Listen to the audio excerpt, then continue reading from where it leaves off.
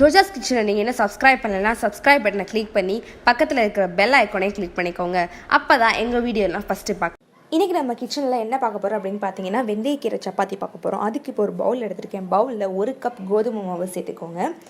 அடுத்து 3/4 cup வெந்தயக்கீரை cut பண்ணது.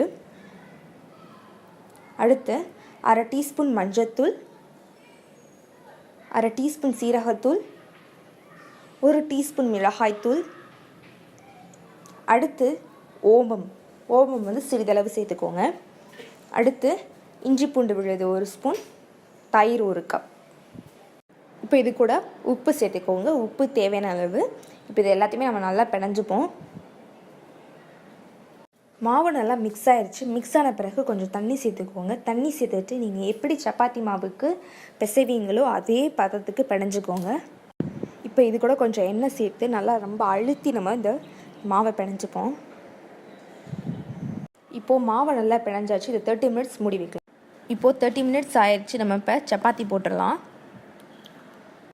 மாவுலேருந்து நல்லா பெரிய உருண்டையை எடுத்துக்கோங்க சப்பாத்தி போடுறதுக்கு.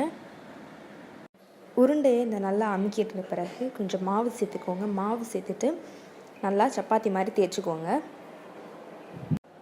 இந்த மாதிரி சப்பாத்தியை நல்லா தேய்ச்ச பிறகு நெய் சேர்த்துக்கலாம். நெய் சேர்த்துட்டு இந்த மாதிரி ஸ்ப்ரெட் பண்ணி விடுங்க.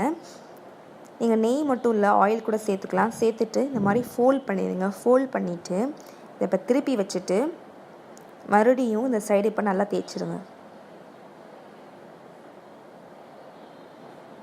இந்த மாதிரி தேய்ச்சிக்கோங்க. இப்போ நம்ம சப்பாத்தி எடுத்து தோசைக்கல்லில் போட்டுடலாம்.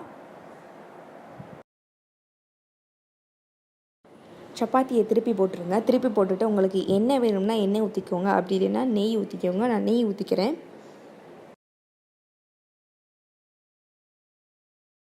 இந்த மாதிரி ப்ரௌன் கலரை வந்த உடனே எடுத்துருங்க.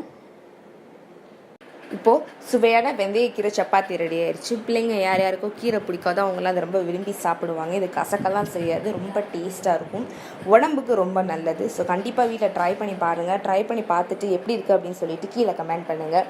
இந்த வீடியோ பிடிச்சிருந்தா லைக் பண்ணுங்கள். உங்கள் நண்பர்களும் பார்க்கணும் ஷேர் பண்ணுங்கள். சப்ஸ்கிரைப் பண்ணலைன்னா சப்ஸ்கிரைப் பண்ணிடுங்க. தேங்க்யூ.